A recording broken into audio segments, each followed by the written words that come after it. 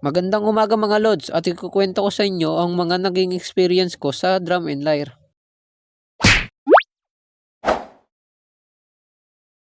Dati, nung elementary ako, may pumasok sa amin at naghahanap sila na sasali sa drum and lyre.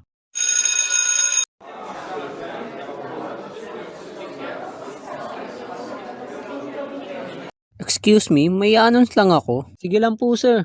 Okay, ako si Kuya Jay at sino gusto sumali sa drum and lyre, isulat nyo lang yung name nyo dito sa papel.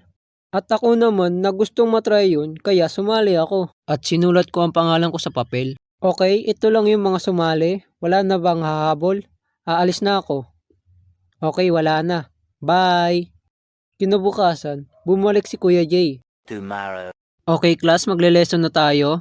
Magandang umaga po ma'am. May a-announce lang po ako sa kanila. Sure po. Okay class, makinig kayo kay sir. Magandang umaga sa inyo. Yung mga sumali sa drum and lyre, mamayang uwian po, pumunta po kayo sa stage. Diyan sa baba. Yun lang po, maraming salamat. Ako naman, na-excited kasi first time ko makatry ng drum. Alex, sabay tayo mamaya pagpunta doon. At oo nga pala, kaibigan ko. Tatawagin natin siyang Alex. Hindi niya tunay na pangalan.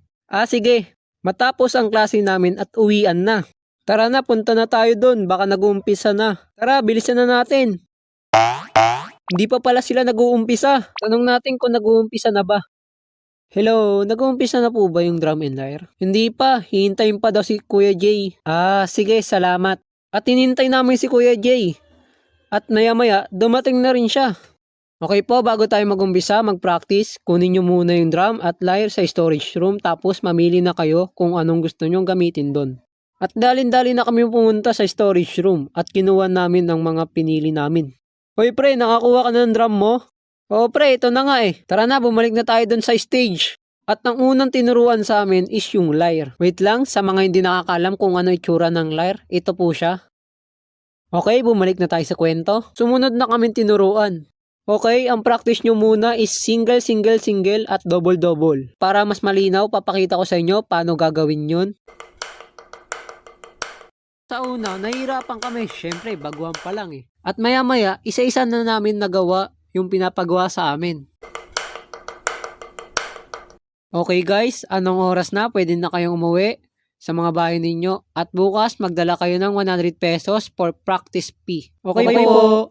At umuwi na kami sa mga bahay namin.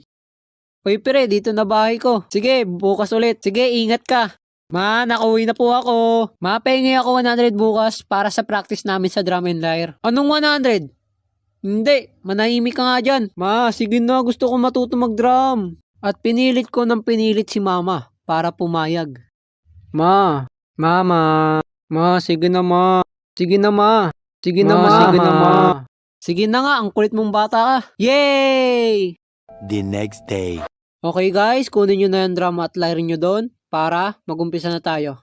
At nag-practice na kami sa hindi naasahan na bad trip sa amin si Kuya Jay. Ano ba yan? May nauuna at may nahuli sa inyo. Ulitin ninyo. Yan na naman, di ba kayo magkasabay-sabay? Sa sobrang bad trip ni Kuya Jay, kulang na lang. Hero wa mamoru mono ga tooiんだよ。だから。